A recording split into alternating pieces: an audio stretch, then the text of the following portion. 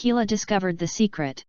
Kila, 6 years old, lives with her grandma in a village near the equatorial forest in Africa. It is a poor small village but rich in culture. Dance groups usually perform during celebrations like deaths and marriages and also at traditional festivals.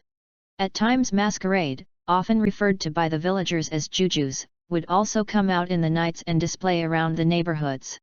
In their tradition they believe that masquerades were not human beings but a type of monsters. Kila and her grandma had attended many of the village occasions and have witnessed most of the jujus performing. For some, women were chased away for only men were allowed to see because they were too dreadful. Some were very scary to kids of Kila's age, so much so that they would gum on their parents before watching. At one point, when they could not bear it any longer, they would close their eyes firmly because they were afraid of these creatures. Kila often wondered what these scary creatures could be. All the kids of her age wondered too. Some people say they are real monsters, some say they are ghosts and can kill. That makes many kids scared of them. One day during the king's dance, an occasion where jujus perform in front of the king for entertainment, all the jujus wanted to present their best style, more so because prizes were to be awarded. Kila stood in an elevated position and watched keenly. It was so entertaining as some of the jujus would display, leaping, tumbling, twisting their bodies and swinging left and right. People would clap and scream as they show their awesome styles. Most of them looked like wild animals and others were very frightful like monsters. Then came this moment when some showers of rain fell and got the ceremonial ground slippery.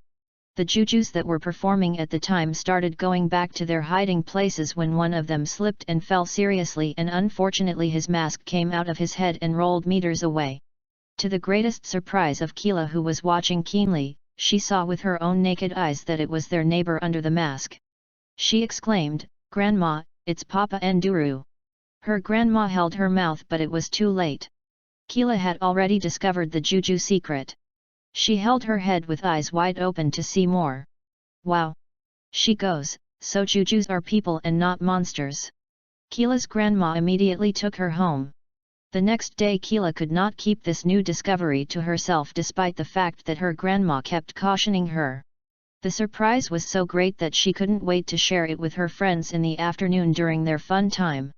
She would whisper to all her friends about her new discovery. From the first friend Kila met that afternoon at the playground to the last one, Kila made sure she shared the good news. She told her friends all that happened in front of her at the king's dance and how above all the person under the mask was their neighbor. All her friends were as excited as she was when they got the news. They spent a better part of their playtime savoring the new discovery. From that time kids in that village understood the juju secret. They knew jujus cannot kill them though they are that frightful. Kids, being what they're, began referring to any juju they saw from that day as Pa Nduru. Adults couldn't deceive them that jujus were monsters any longer.